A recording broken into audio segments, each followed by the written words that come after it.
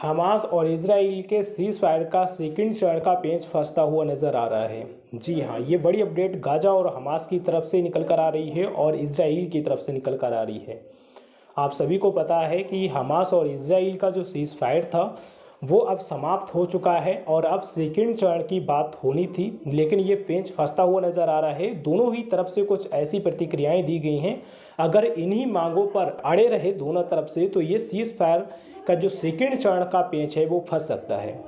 सबसे पहले बात कर लेते हैं फर्स्ट चरण की। फर्स्ट चरण में जो सीज फायर के रूल्स थे उनके अकॉर्डिंग हमास की तरफ से 33 इजरायली बंधकों को रिहा किया जा चुका है। इसके साथ ही इजराइल की भी तरफ से लगभग 2000 बंधकों को रिहा किया जा चुका है। इसके बाद जो फर्स्ट चरण है वो समाप्त हो चुका है, लेकिन अब बात होनी है सेकंड चरण की। इससे पहले ही दोनों तरफ से ऐसी कुछ प्रतिक्रियाएं दी गई हैं जिसको देखते हुए ऐसा लग रहा है कि अगर इन्हीं मांगों पर अड़े रहे तो सीज फायर का जो पेंच है वो सेकंड चरण का फंस सकता है।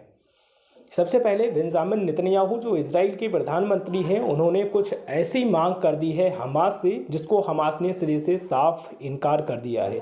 क्या मांग की है आपको बता दें कि इजराइल के जो प्रधानमंत्री हैं बेंजामिन नेतन्याहू, उन्होंने अपनी कैबिनेट मीटिंग में कहा है कि हमें अब सेकंड चरण के लिए इस तरह की मांगें रखनी होंगी। सबसे पहली उन्होंने बात की है कि हमास को अपने हथियार डालने होंगे।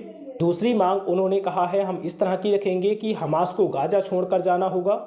और तीसरी मांग उन्होंने कहा है हम इस तरह की रखेंगे कि हमास को सभी इजरायली बंधक एक साथ रिहा करने होंगे। इस तरीके की जो प्रतिक्रिया है वो बेंजामिन नेतन्याहू की तरफ से अपनी कैबिनेट मीटिंग में रखी गई है। कहा गया है कि हम इस तरह की सेकंड चरण के लिए मांगे रखेंगे। फिलहाल अभी जो मांगे हैं सीज फायर के बातचीत में नहीं हुई हैं, या फिर हमास और इजराइल में जो सीज फायर करवा रहे हैं उनके साथ नहीं हुई हैं। ये उन्होंने अपनी कैबिनेट मीटिंग में कहा है। इसके साथ उन्होंने कहा कि हम IDF की वापसी और सैनिकों की वापसी इसमें शामिल होगी।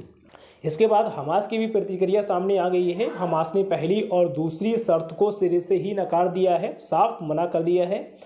हमास के प्रवक्ता हजम कासिम ने कहा है कब्जे की शर्त कि हमास को गाजा से हटाया जाए एक बेकार की मनोवैज्ञानिक चाल है। इजराइल की ये मांग हमास को गाजा से हटाने और हथियार डाल देना कतई मंजूर नहीं होगा। इस तरीके के जो प्रतिक्रिया है वो हाजम कासिम की तरफ से दी गई है, जो कि हमास के प्रवक्ता हैं।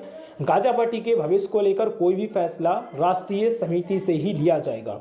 इस तरह की जो बात है वो हमास की तरफ से कही गई है। सबसे पहली शर्त जो बेंजामिन नेतन्याहू ने अपनी कैबिनेट मीटिंग में कहा है कि हमास को हथियार डालने होंगे, इस शर्त को पूरी तरह से हमास ने नकार दिया है। और दूसरी शर्त कि हमास को गाजा छोड़कर जाना होगा। आप समझ रहे हो कि हमास गाजा छोड़कर चला जाए और फिर हम गाजा में पूरी तरह से जुल्म कर सकें और उस जुल्म को कोई रोकने वाला ना हो। ये करना चाहता है नेतन्याहू, और नेतन्याहू ने इस तरीके की शर्त रखी है कि हमास को हथियार डालने होंगे और गाजा छोड़कर जाना होगा। तो इसको पूरी तरह से हमास ने नकार दिया है, मना कर दिया है कि हमास इस तरह की कोई भी शर्त नहीं मानेगा।